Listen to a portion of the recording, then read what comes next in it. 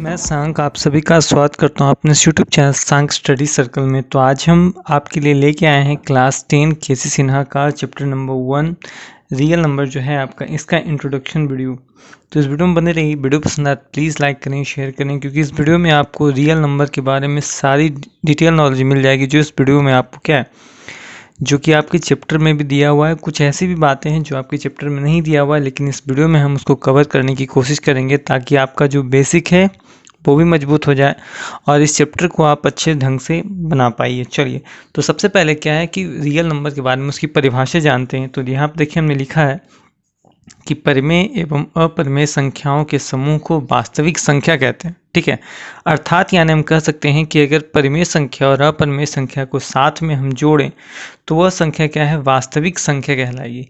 By chance मान लेते हैं कि एक संख्या है 2, ठीक है, 2 परिमेय है, और साथ में मान लेते हैं कि √3 ये क्या है, अपरिमेय संख्या है। तो ये जो संख्या 2 + √3 बनेगी यह एक वास्तविक संख्या है। यह एक परिमेय संख्या भी नहीं है और न ही एक अपरिमेय संख्या है, जबकि ये क्या बन जाती है, वास्तविक संख्या बन जाए। ऐसे तो हम इसको अपरिमेय संख्या ही बोलेंगे, लेकिन इसको सही टर्म में हम क्या है, वास्तविक संख्या बोलेंगे। ठीक है, वास्तविक और वास्तविक संख्या दो चीज़ों से मिलकर बनी है, परिमेय एवं अपरिमेय। तो सबसे पहले आइए हम जानते हैं परिमेय संख्या क्या है। ठीक है, तो परिमेय संख्या के बारे में हम सीधा सीधी यही जानते हैं कि वैसी संख्याएं जिसको क्या है हम p/q के रूप में हम लिख सकते हैं। ठीक है, जिसको क्या है p/q के हम रूप में लिख सकते हैं, तथा जहां p तथा q क्या हो, पूर्णांक हो, और जो नीचे यानी क्वोशंट है उसका मान कभी भी 0 के बराबर नहीं होना चाहिए। ठीक है, यानी जो आपका अंश है वो 0 हो सकता है, लेकिन नीचे वाला जो हर है उसका मान कभी भी 0 के बराबर नहीं होना चाहिए। साथ में जिसका दशमलव प्रसार क्या हो, शांत हो, यानी हम लिख सकते हैं कि जिसका क्या है, दशमलव प्रसार शांत हो, उसको भी हम क्या बोलते हैं, परिमेय संख्या बोलते हैं। जबकि अपरिमेय संख्या में ऐसा नहीं, अपरिमेय संख्या को p/q के रूप में हम नहीं लिख सकते। और क्या है, इसका दशमलव प्रसार जो होता है वो अशांत होता है। ठीक है, तो ये चीज़ें आपको याद रखनी है। जैसे बाई चांस मान लें, अगर क्लास 9 में आपने पढ़ा था कि वैसी संख्या जिसको p/q के रूप में हम लिख सकते हैं वो क्या है, परिमेय संख्या। बट आप क्लास 10 में हैं तो एक चीज़ें आपको जान लेनी है, यदि किसी संख्या का दशमलव प्रसार शांत नहीं है तो वो संख्या क्या है, अपरिमेय संख्या है। जबकि आप ये भी जानते हैं क्या कि जो चीज़ें बटा में लिखी हो यानी p/q के फॉर्म में हो तो परिमेय होती है। बट इस कंडीशन में आपको याद रखना है, क्योंकि ये आप क्लास 10 में है, क्लास 9 में आपको क्या है, सिर्फ यही जानना है क्लास 9 तक कि p/q है तो मतलब क्या है, परिमेय संख्या है। चलिए, तो परिमेय संख्या होती है 2 प्रकार की। पहला है फ्रैक्शन, जिसको अपूर्णांक संख्या या भिन्न संख्या बोलते हैं। दूसरा है इंटीजर्स यानी पूर्णांक। अब हमारे सामने एक क्वेश्चन आता है कि what is fraction and what is integer. आपने क्या है, संख्या रेखा पढ़ी है। ठीक है, संख्या रेखा के मध्य में 0 होता है, एक तरफ सारी धनात्मक संख्याएं होती है और एक तरफ क्या है, सारा का सारा क्या है, ऋणात्मक संख्याएं होती है। तो क्लास 8, 9, 10, 6, 7 में आप पढ़ते आए हैं कि ऋणात्मक एवं धनात्मक संख्याएं के समूह जिसमें शून्य भी शामिल हो, ऐसी संख्याएं भिन्न कहलाती है। ठीक है, क्या है आप यहाँ पे देख सकते हैं। दूसरा है हमारा इंटीजर्स। ठीक है, इंटीजर्स की बात आती है तो इंटीजर्स की बात में वही हो जाता है, सेम चीज़ें, जिसमें क्या हो कि माइनस एवं प्लस वाली दोनों संख्याएं मौजूद हो। ठीक है, लेकिन तो यहाँ पर सवाल यह आ जाता है कि आखिर फ्रैक्शन किसको बोलते हैं, सॉरी मैंने उल्टा बता दिया, पूर्णांक उसको बोलते हैं जिसमें क्या है कि धनात्मक एवं ऋणात्मक संख्याएं साथ में 0 हो, ये कहलाता है पूर्णांक संख्या। तो हमारा नंबर आता है कि अपूर्णांक या भिन्न क्या है, वैसी संख्याएं जो बटा के फॉर्म में हो। ठीक है, बटा के फॉर्म में हो तो इसको हम बोलते हैं अपूर्णांक या भिन्न संख्याएं। ठीक है, ये चीज़ें आपको याद रखनी। इंटीजर्स का मतलब क्या होता है, जिसमें ऋणात्मक एवं धनात्मक संख्याएं साथ में 0 हो तो ऐसी संख्याओं को हम पूर्णांक कहते हैं, यानी उसको इंटीजर्स बोलते हैं। इंटीजर्स क्या है, दो संख्याओं से मिलकर बनती है, धनात्मक एवं ऋणात्मक, साथ में से शून्य भी आती है। लेकिन एक चीज़ याद रखना है कि 0 जो होता है वो ना तो प्लस होता है ना तो माइनस, यानी इट मीन्स हो जाएगा ये ना तो धनात्मक होता है ना तो ऋणात्मक होता है। जीरो किसी भी समूह में नहीं आता है, वो ना तो धनात्मक है ना तो ये ऋणात्मक है। धनात्मक संख्या की बात करें तो 1 2 3 4 है, जिसमें कोई भी संख्या प्लस माइनस नहीं लिखा हो वो क्या है, धनात्मक है। और जिसको क्या है कि अगर ऋणात्मक की बात करें तो आगे क्या है, माइनस लगा होता है। ऐसी संख्याएं क्या है, ऋणात्मक पूर्णांक संख्या बटा में हो सकता है, ठीक है। बहुत बार ऐसे देखा जाता है कि पूर्णांक संख्या क्या है, बटा में भी लिखी होती है तो है, लेकिन अपूर्णांक या भिन्न संख्या में लगभग ऐसी संख्या आती है जो बटा में ही होती है। चलिए अब आगे हम लोग जानेंगे कि धनात्मक संख्याएं कितने प्रकार की होती है। चलिए तो अब हम जानते हैं कि धनात्मक संख्याएं कितने प्रकार की होती है। तो बचपन से आप पढ़ते आ रहे हैं प्राकृत संख्या एवं पूर्ण संख्या। तो याद रखना है कि पॉजिटिव नंबर यानी जो धनात्मक संख्याएं होती है वो मुख्यतः दो प्रकार की है। पहला है नेचुरल नंबर प्राकृत संख्या, दूसरा है होल नंबर। प्राकृत संख्याएं किसे कहते हैं, तो सिंपल सा परिभाषा हमने लिखा है कि गिनती की संख्या को प्राकृत संख्या कहते हैं, जबकि होल नंबर यानी पूर्ण संख्या क्या है कि गिनती की संख्या में यदि आप शून्य को शामिल कर लेते हैं तो वैसी संख्याएं पूर्ण संख्या बनती है। इसको हम नेचुरल नंबर कहते हैं, इसी कारण इसको n से डिनोट करते हैं, जबकि होल नंबर को w से डिनोट किया जाता है। इसको हम 1 2 3 से स्टार्ट करते हैं, जबकि इसको हम 0 1 2 3 से स्टार्ट कर सकते हैं। याद रखना है कुछ बातें इसमें आपको क्या है खासकर ध्यान देनी है कि कौन सा नेचुरल है कौन सा होल नंबर है।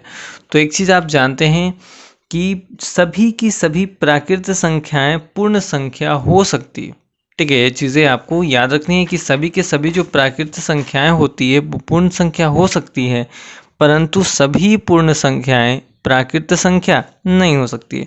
तो नोट याद रखना है आपको कि सभी प्राकृत संख्याएं, ठीक है, ये चीज़ें आपको याद रखनी है कि सभी प्राकृत संख्या पूर्ण संख्या हो सकती है, ठीक है। सभी प्राकृत संख्या पूर्ण संख्या हो सकती है, परंतु, ठीक है, परंतु सभी पूर्ण संख्याएं, ठीक है, परंतु सभी पूर्ण संख्या प्राकृत संख्या नहीं हो सकती, प्राकृत संख्या नहीं हो सकती है, ठीक है। ये चीज़ें आपको याद रखनी है।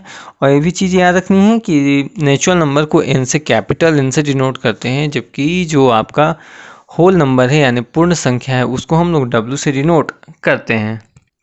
चलिए अब हम लोग जानेंगे LCM SCF के बारे में, जो कि आपके क्या इसी चैप्टर में पढ़ना भी है। तो पूरा इंट्रोडक्शन वीडियो हम एक ही वीडियो में कर लेंगे, इसके बाद क्या है हम लोग चैप्टर स्टार्ट करते रहेंगे, ठीक है। HCF को कहते हैं हाईएस्ट कॉमन फैक्टर यानी महत्तम समापवर्तक, ठीक है।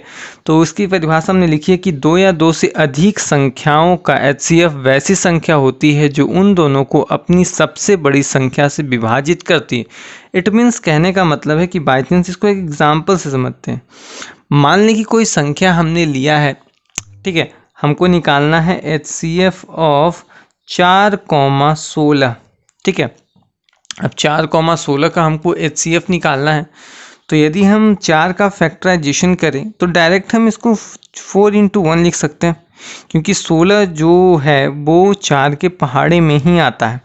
और यहाँ पर देखें तो इन दोनों में जो कॉमन चीज़ें हैं, ठीक है, तो कॉमन चीज़ है क्या, 4, तो यही हो जाएगा इसका HCF, ठीक है। जो भी चीज़ किसी भी संख्या, 2 संख्या का हो, 3 संख्या का हो, 4 संख्या, जो भी चीज़ें सभी में कॉमन होगी वो उसका क्या है, HCF कहलाता है। वही अगर हमने देखा नीचे हमने लिखा है LCM के बारे में। LCM की देखिए परिभाषा हमने लिखी है, इसको लघुत्तम समावर्तक कहते हैं कि दो या दो से अधिक संख्याओं का LCM वो संख्या होता है जो उन दोनों संख्याओं को अपनी सबसे छोटी संख्या विभाजित करता है। बाय चांस ऊपर का एग्जाम्पल ही हम लेते हैं, 4,16 का हमको क्या है LCM निकालना हो तो क्या है कि इस 4 को लिख सकते हैं हम 2 × 2 × 1, क्योंकि छोटी संख्या से हमको काटना है। 16 को हम लिख सकते हैं 2 × 2 × 2 × 2। तो सबसे पहले जो भी चीज़ें कॉमन निकल रही है उसमें से एक एक संख्या को लेते हैं, जैसे इस ग्रुप में से एक संख्या, इस ग्रुप में से एक संख्या, बाकी जो संख्याएं नहीं भी मिल रही होती है उसको भी हम लोग क्या मल्टीप्लाई में लिखते हैं, और जो आया जो ही आपका आंसर। यानी अगर आपको कहे कि 4,16 का आप LCM निकालिए तो इसका आंसर कितना आएगा, 16 आएगा। तो इस प्रकार क्या है हम LCM और HCF हम लोग क्या है निकालते हैं। अब आइए हम लोग कुछ इससे जुड़े फैक्ट के बारे में जानते हैं जो कि हमें इस चैप्टर में काम देने वाला है। चलिए, ऊपर हमने फैक्ट लिखा है, fact about LCM and LCF. तो सबसे पहला सवाल आता है कि यदि बाई चांस संख्या दो संख्याओं की हो, यानी बाई चांस मान लो कोई ऐसी संख्या हो जिसमें सिर्फ दो ही अंक हो, तो उसके एलसीएम एचसीएफ निकालने के लिए क्या क्या चीज़ें वहाँ पर हमको देखनी पड़ेगी। तो नीचे एक फॉर्मूला हमने लिखा है, ये वीवीआई फॉर्मूला है, यानी आपकी एग्जाम में बहुत बार पूछा गया है कि एलसीएम ए कॉमा बी यानी दो संख्याएं, तो इस एक संख्या ए मान लेते हैं, दूसरी संख्या आप इसकी जगह पर पी क्यू लिख सकते हैं, एक्स वाई लिख सकते हैं, जो भी आपको मन हो वो लिख सकते हैं, into H C F of A comma B. यानी कह सकता है यदि दो संख्याओं का एलसीएम गुना दो संख्याओं का एच सी एफ करते हैं तो क्या है कि वही जो दो संख्याएं आपको क्या दी हुई है उसी के गुणनफल के बराबर ही क्या होता है वैसी संख्याएं प्राप्त होती है। एग्जाम्पल के तौर पर ले लेते हैं, बाई चांस मान लेते हैं कि एक संख्या क्या है कि इसका एलसीएम 2 है, मान लेते हैं कि किसी संख्या का एचसीएफ 6 आता है, तो वो जो संख्या होगा जिसका कि एलसीएम एचसीएफ निकाला गया होगा उसका मान कितना होगा, 12 होगा। ठीक है, यानी उन दोनों संख्या का गुणनफल करेंगे तो 12 आएगा। अब इसका भी भाई देख लेते हैं लगा कि नहीं, 2 और 6 दो संख्याएं हैं, एलसीएम निकाल के देखते हैं। एलसीएम 2,6 के बारे में देखें तो यानी 2 गुना 1 दो के बराबर में 6 का क्या लिखेंगे, 2 इंटू 3। कॉमन सबसे पहले देख लेते हैं, कॉमन है 2 और 2 इंटू 3 इंटू 1 यानी देख लें तो एलसीएम कितना आया, 6 आया है। अब उसके बाद हम क्या है कि हम इसका एचसीएफ देख लेते हैं। ठीक है, यहाँ उल्टा लिख लेते हैं, ठीक है, क्योंकि बड़ा मान तो ज़्यादातर एलसीएम में ही आता है, छोटा जो मान होता है वो एचसीएफ में आता है। एचसीएफ देख लेते हैं 2,6, तो 2 का देखें तो 2 गुना 1, 6 का देखें तो 2 गुना 3। हम जानते हैं कि एचसीएफ में हम जो कॉमन चीज़ें होती है हम सिर्फ उसी को निकालते हैं, तो यहाँ पर कॉमन 2 है तो इसीलिए जो उसका हो गया 6 आया। तो यहाँ पर आप देख सकते हैं कि एलसीएम 2,6 का मान 6 आया है जबकि एचसीएफ का मान 2 आया है। तो वो जो संख्या था तो उन दोनों संख्याओं का गुणनफल करें तो यहाँ भी 12 आ रहा है, इधर भी बराबर मान आ रहा है। तो वही चीज़ें क्या है, अभी हमने जो फॉर्मूला लिखा था कि LCM of A comma B गुना HCF of A comma B का जो मान होता है दोनों जो संख्याएं दी होती है उसके गुणनफल के बराबर ही मान प्राप्त होता है। ऐसी चीज़ें आपको क्या है कि इसी चैप्टर में आपको सिद्ध भी करना। ठीक है, बहुत सारे आपको क्वेश्चन ऐसे मिलेंगे जहाँ पर आपको इसी फार्मूले का यूज करके आपको क्या बनाना है। तो आइए अब हम जानते हैं कि यदि संख्याएं 2 से ज़्यादा हो यानी 3 संख्याएं, आपके बुक में इतना ही तक 3 ही तक दिया है, ठीक है, तो हम जानेंगे कि यदि बाई चांस 3 संख्याएं दी हो तो उसका एचसीएफ और एलसीएम निकालने का शॉर्ट फॉर्मूला क्या है। चलिए, अब नीचे क्वेश्चन हमने लिखा है कि किसी भी 3 धनात्मक पूर्णांक यानी जिसका मान है पी क्यू आर, हमने आपको बताया कि आप कोई भी मान ले सकते हैं, वो आपके मान रखने पर डिपेंड करता है। तो सबसे पहले हमको एलसीएम निकालना है पी क्यू आर का। तो सबसे पहले हम क्या करते हैं कि वो जो 3 संख्या दी गई है उसका मल्टीप्लाई कर देते हैं। ठीक है, P into Q into R गुना H C F of P comma Q comma R. यानी पहले क्या है कि हमने यहाँ पे पी क्यू आर का गुना किया यानी तीनों संख्याओं का, साथ में उसके साथ हमने क्या किया उसके एच सी एफ। ठीक है, अब इसके बाद हम क्या करेंगे, नीचे हमने क्या डैश मारा है तो आई मीन क्या है यहाँ पे हमको कोई ना कोई चीज़ें हमको क्या है लिखनी पड़ेगी। तो हम अब उसके बारे में हम क्या, ठीक है, उसके बाद हम क्या करेंगे बारी बारी से जोड़ा लगा कर उसका एच सी एफ निकालेंगे। एक चीज़ें आपको याद रखनी है कि जहाँ पर एलसीएम हो उसके बटे में हमेशा जो दूसरी तरफ होगी वो हमेशा हमको क्या है एचसीएफ ही लिखना है। तो सबसे पहले पी क्यू का निकालते हैं into HCF of Q are into HCF और ऑफ, बच क्या गया आपका, देखिए पी क्यू हो गया, क्यू आर हो गया, तो आर पी बच गया, यानी पी आर लिख सकते हैं या आर पी लिख सकते हैं, तो हम पी आर ही लिखते हैं। ठीक है, देखने में थोड़ा सा ज़्यादा अच्छा लगेगा।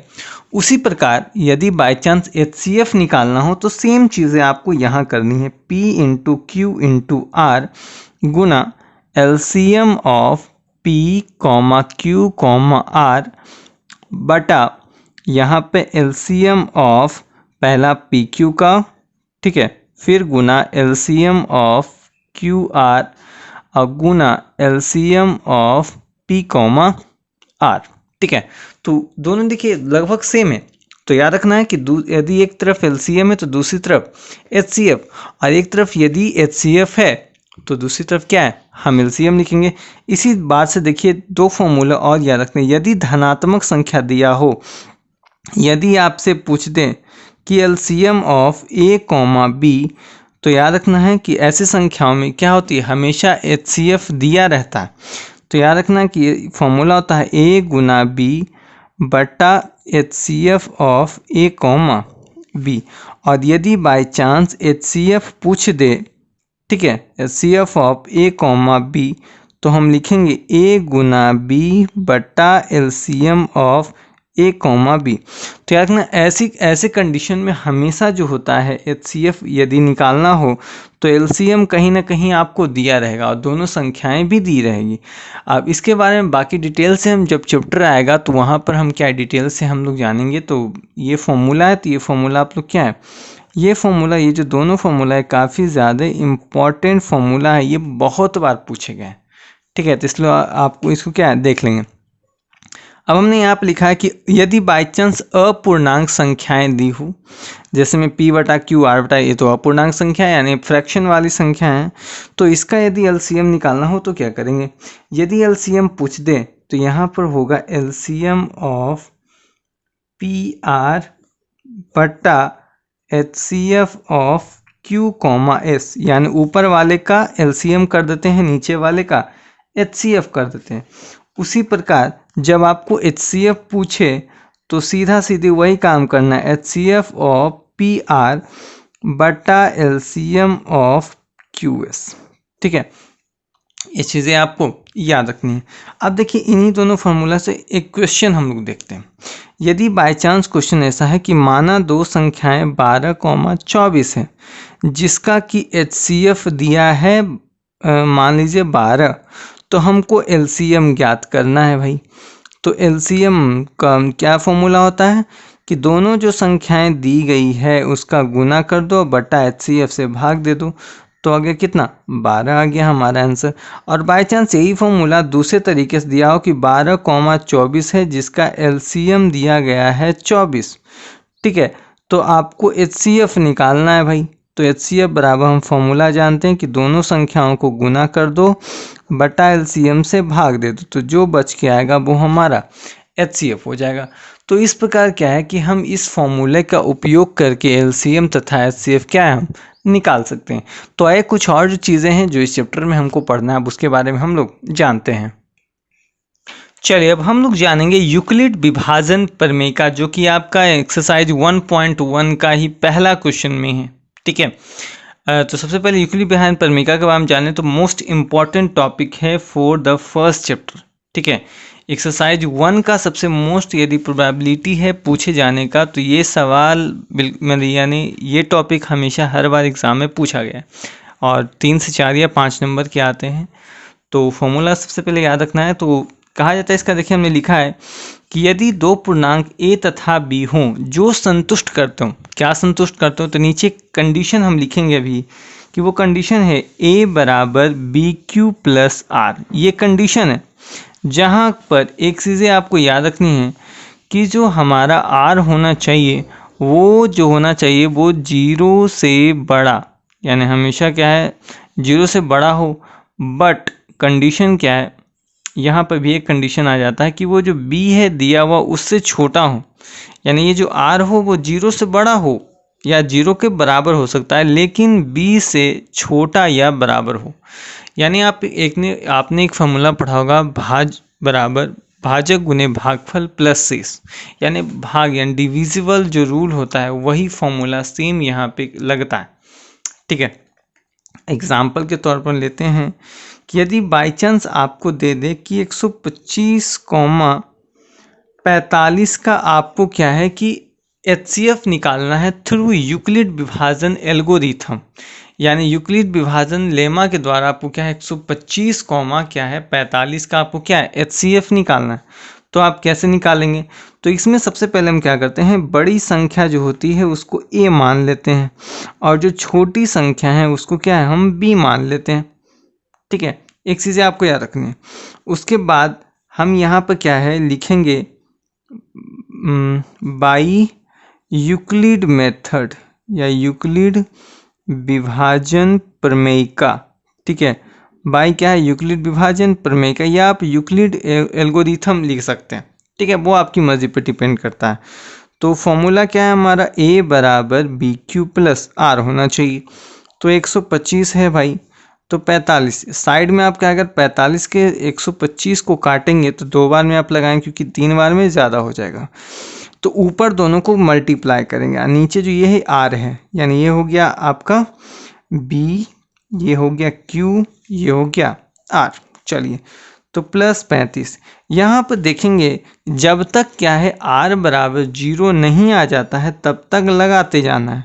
यहाँ पर हम देखेंगे कि जो आर है वो 0 के बराबर नहीं आया, अभी नहीं आया है। तो अब क्या करते हैं कि जो हमारा बी होता है उसी को ए बना लेते हैं। अब यहाँ पर 45 बन गया ए, जब क्योंकि 125 तो कट गया तो बच गया 45, तो 45 बन गया। अब जो बी होगा, हर बार जो बी होता है वो ए बन जाता है, और जो आर होता है वो बन जाता है बी, क्योंकि आर जो होता है या तो बराबर हो जाएगा या तो छोटा होना चाहिए। तो 35 गुना 1 प्लस 10। ठीक है, अब यहाँ पर फिर हमने देखा कि जो आर है वो 0 के बराबर नहीं है, क्योंकि अगर आप 35 के पहाड़े से 45 को लगाइए तो एक ही बार में आप लगाएंगी। तो यहाँ पर देखें 10 बच जाएगा, तीन दोनों को मल्टीप्लाई हमने किया, 10 शेष बच गया, अभी भी नहीं कटा। तो फिर जो हमारा ये बी है ये बन जाएगा हमारा ए। तो हो जाएगा 10 गुने 1 सॉरी 10 गुना 3 प्लस 5, 10 तिया 30, 30 5 35 हो जाएगा। यहाँ भी जो है अभी तक हमारा आर जो है वो 0 नहीं आया है, तो फिर से हम इसको लगाएंगे। अब जो इस बार हमारा जो ए है वो बन जाएगा 10, और जो हमारा बी है वो बन जाएगा 5। तो 5 गुने 2 प्लस 0, 5 दूनी 10। यहाँ देखिए हमारा जो आर है वो 0 आ गया है। तो इसीलिए हम यहाँ पर देख सकते हैं 125,45 का जो HCF है वो कितना आया, 5 आया। यही आपका आंसर। देखिए सही में तो 5 के पहाड़े में 125 भी आती है ना, 25 गुने 5, और 45 भी आती है, पनमा 45। तो यही है हमारा यूक्लिड विभाजन एल्गोरिथम, जो कि आपका चैप्टर 1 में ही पढ़ना, वो NCERT में भी है, केसी सिन्हा भारती वन, जो भी आप बुक आप क्लास 10 का देखें तो पहला चैप्टर का पहला सवाल ही यूक्लिड विभाजन एल्गोरिथम से हल करने वाला है। अब हम लोग जानते हैं गुणनखंड ब्रिज के बारे में। चलिए, अब हम लोग बात करेंगे गुणनखंड ब्रिज यानी फैक्टराइजेशन ट्री के बारे में। तो यहाँ पर क्या है, कुछ खास नहीं होता है। देखिए हम एग्जाम्पल लेंगे जो कि आपके बुक से ही है, 32,760। यदि बाय चांस इस संख्या को बोले कि गुणनखंड वृक्ष के द्वारा क्या है इसको हल करना है, तो आप जैसे सबसे पहले अगर आपको समझ में नहीं आ रहा होगा तो सबसे पहले क्या साइड में आप क्या है इसी का गुणनखंड निकाल लीजिए। ठीक है, 2 बार का लगाएंगे तो 16 380, फिर 2 बार का लगाएंगे तो 8 190, फिर 2 बार का लगाएंगे तो 40 95, फिर 5 बार का लगाएंगे तो 819, फिर क्या है 3 बार का लगाएंगे तो 273, फिर 3 बार का लगाएंगे तो 91, फिर 7 बार का 13। इस प्रकार क्या है आप लगा सकते हैं। ठीक है, तो यहाँ पर क्या है कि हम बारी बारी से हम क्या लगा कि इसको क्या हम देखेंगे कि कहाँ पर क्या। अब क्या है देखिए, ये जो 2 है इसको इधर लिखेंगे, 2 बार में 16 380 से कटा तो इसको इधर, फिर इसको क्या है हम लिखेंगे, यानी जो जिससे कटता है उसको इधर लिखना है, बाकी जो है उसको इधर लिखना है 8190। फिर 2 बार में लगाया हमने 40 95, ये है ना 40 95 हमने यहाँ पर लिखा है। फिर देखिए इसको हमने 5 बार में लगाया था, कितना 819। फिर यहाँ पर देखिए हमने 3 बार का लगाया था ना 273, फिर इसको हमने 3 बार में लगाया 91, फिर देखिए 7 बार का 13। अब क्या है कि यहाँ पे आप देखेंगे तो 1 बार में कटेगा। तो गुणनखंड क्या है कि अगर आप देखें ध्यान से तो हमको तो क्या है इसका गुणनखंड निकालना है, तो डायरेक्ट आप यहाँ पर ही छोड़ सकते हैं कि 32,760 को देखें तो इतना आया 2 गुना 2 गुना 2 गुना 5 गुना 3 गुना 3 गुना 7। अब क्या है इसको आप देखें मल्टीप्लाई करके, तो हमको HCF निकालना है। तो HCF में क्या होता है कि जो चीज़ें लगभग ऐसे दिखिए, ध्यान दीजिए, 2 कितना है बाबू, इसमें 2 देखें तो 2 बार आया है, 3 भी देखें तो क्या है 2 बार आया है, अगर इसको बाई चांस सिर्फ इधर वाले को मल्टीप्लाई करते हैं, 2 दूनी 4 दूनी 8 25 40 120 120 दिया 360 360 सते 2520, तो यही आपको क्या है आंसर हो जाता है। ठीक है, तो आपने गुणनखंड भी समझ लिया। गुणनखंड बीच में कुछ है नहीं कि जो भी संख्या दी गई है उसको अगर आपको ऐसे समझ में नहीं आएगा तो इस प्रकार आप बना लें, जिस संख्या से कट रहा हो उसको इधर लिखते हैं, यानी जिस संख्या से हम छोटी संख्या से काटते हैं उसको साइड में लिखते हैं, और जो संख्या कट कट के आती है उसको इधर लिखते हैं। देखिए 2 बार के इसमें हमने काटा 16 380, फिर 2 बार का 81 90, फिर 2 बार का 40 95, फिर 5 बार का 819, फिर 3 बार में 273, फिर 3 बार में 91, फिर 7 बार में 13। हम चाहते तो एक बार में फिर लगा सकते थे, बट तो आई होप ये वीडियो आपको पसंद आया। वीडियो पसंद आया प्लीज़ लाइक करें, शेयर करें, और इसकी नोट्स जो है आपको हमारे Telegram channel Shashank study circle पे आपको क्या है इसकी पीडीएफ लिंक मिल जाएगी, तो आप जाकर वहाँ से जो भी हमने अभी यहाँ पे पढ़ाया है उसकी पीडीएफ आपको वहाँ पे मिल जाएगी। तो वीडियो पसंद आया प्लीज़ लाइक करना, शेयर करना और अपने दोस्तों के साथ सब्सक्राइब करना बिल्कुल ना भूलें।